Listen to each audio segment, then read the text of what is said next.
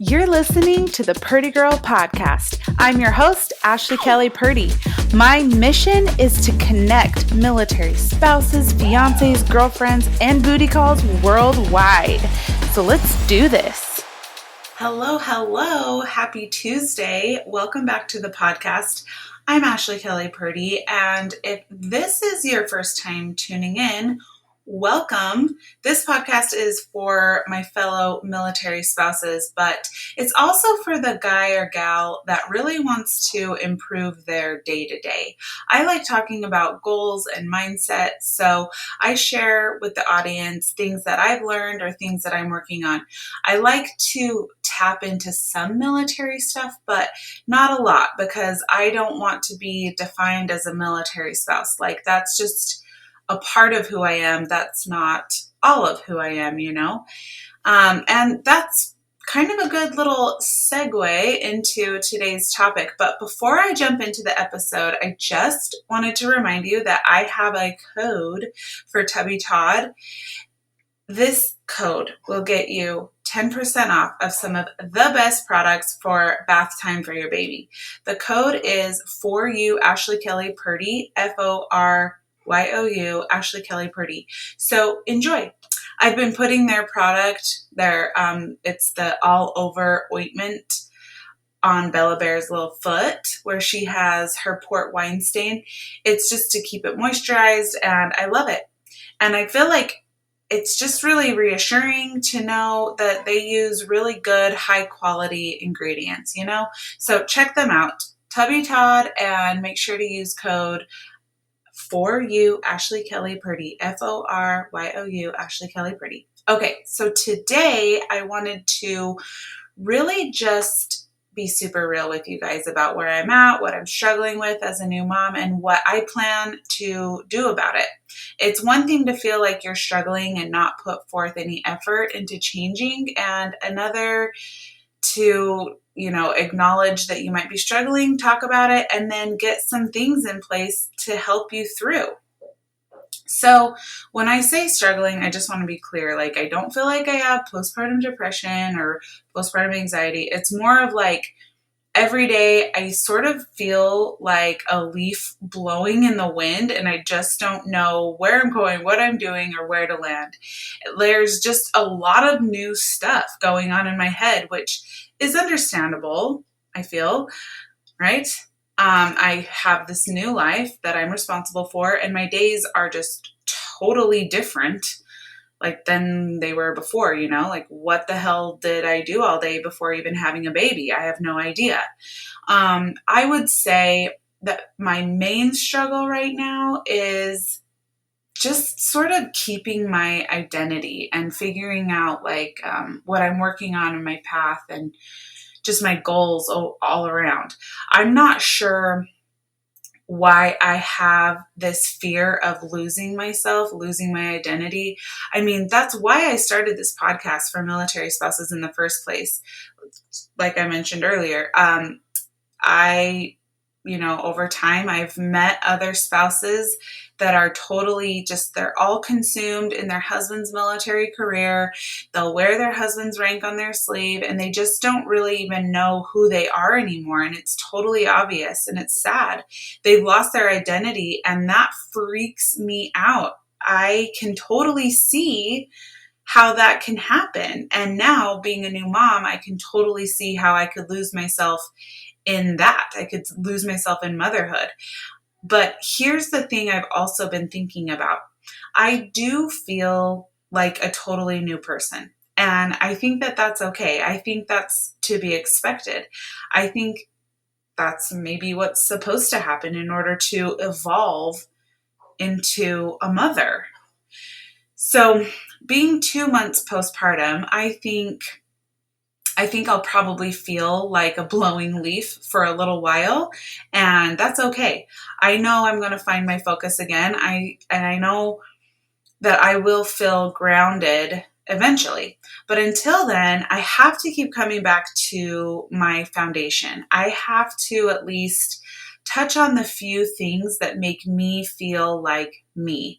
And that's hard. Like a lot of days I just want to lay around and consume content and scroll Instagram, watch The Office, or listen to mindless podcasts. Trust me, I do that. I do that sometimes because here's what I think happens. I think my brain is just in such overdrive right now with the new baby. It just wants to turn off when I have some downtime, but I don't want to do that all the time. I feel like the days that I do that, that's when I start to feel down and maybe a little depressed. Like, what is my life right now? So I can't constantly turn off. So I have to come back to the things that make me feel like me. I have to go back to, what am I working on? What are my goals? And I'm telling you my story right now in hopes that if there are new moms out there listening, or even just someone that feels a little directionless, I want to share what helps me in hopes it could help you or inspire you to just think about things a little differently and help you to move forward instead of getting stuck in the muck. We have to keep growing. We have to keep evolving, because if you're not growing, you're dying, right? Right. So what does that look like to come back to my foundation? What are the things that help me feel like me? What are the things that help you feel like you? I'll tell you mine, and you can think about what yours would be, okay? So you probably think that the first thing that I'm going to say is fitness, but it's actually not. The first thing that I come back to is alone time. Like, over everything else, it's alone time. For me, it's important to get that alone time, and I journal, I write, I read something inspirational. And here's the thing, if I don't feel like writing, sometimes I'll go back and I'll read old journals. Like, what was I doing 5 years ago? For me, reflecting is a positive thing, and it helps me remember who I am and ultimately what I want out of life. Usually 1 out of 2 things happens when I do this. I either read about a time that I was struggling and I think, oh wow, like I've come a long way since then. Or I read about a time that I was motivated and determined to reach a goal, and I remind myself that I can do hard things. Either way, it usually gets me into a better headspace to move forward. And I can kind of start brainstorming, like, what do I want for my future? The second thing is fitness. Nothing grounds me more than a good lift or a run or sprinting my ass off. There is something almost like sacred about my solo gym time.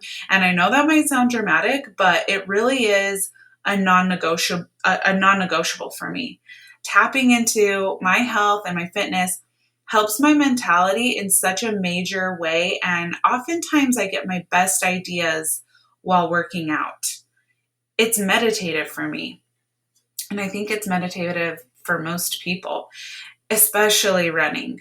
I have a feeling that if you listen to this podcast, you're probably into working out. So I'm sure you understand. I think you get it.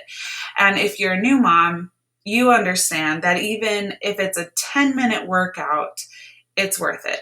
On those days, I really try not to get frustrated, because it's like, okay, I'm not sure if I really made any major strides physically, but I know I made strides mentally. I know that just tapping into that habit, that fitness habit, will benefit me in the long run. I refuse to lose the habit of working out because I never want to start over. Starting over sucks. And within fitness, I also think that having a specific goal is even better. Like, working out every day, yes, that's great. But having a specific goal is everything. Whether that's a fitness competition, although I don't think I would ever do another fitness competition, but whether it's a fitness competition or a race I can sign up for, I think having something on the calendar, something I'm always working towards, it really helps me come back to me. We're always doing things for others, right? And that's great. We should serve others, and we should love on our families and all of that. But we also need something that's just for us. So the third thing that I try to get back to is this podcast, like my hobbies. I do this podcast for me, and I do this podcast to connect with others. This might sound weird, but I also kind of view Instagram as a hobby, although I have to be careful with that one because Instagram can easily become an escape where I'm just scrolling my life away, But I like it when I'm intentional, like with my stories, and I show my day and what we're up to. It's like a creative outlet for me, and I think it's fun. I'm sure some people think I'm annoying and I probably post too much, but I really just do it for me. So I don't really care. But what are your hobbies? Maybe you had a hobby before having babies that you really want to get back into. Maybe you like to sing or paint and just forgot for a little while. I feel like it's so important to hold on to our hobbies and to just tap into those things a few times a week at least. So that's really it, you guys. Of course, I do love hanging out with my husband and baby Bella, obviously, and thankfully that happens all the time. But I really have to focus on the few things that I do just for me. That's the only way I know how to tap back into Ashley. That's the only way I know how to not lose myself. And I'm sure this is going to be a consistent journey, and I'm okay with that. So I hope that was helpful for you guys today. I'm so glad that you chime into this podcast each week. Thank you for being such a supportive community. Please remember to rate and share and write a review if you haven't already. Love you guys so much, and I'm going to talk to you next week. Thank you for listening to Purdy Girl Podcast. If you have a second, please rate and review and share this podcast with somebody you think would love it. See you next week.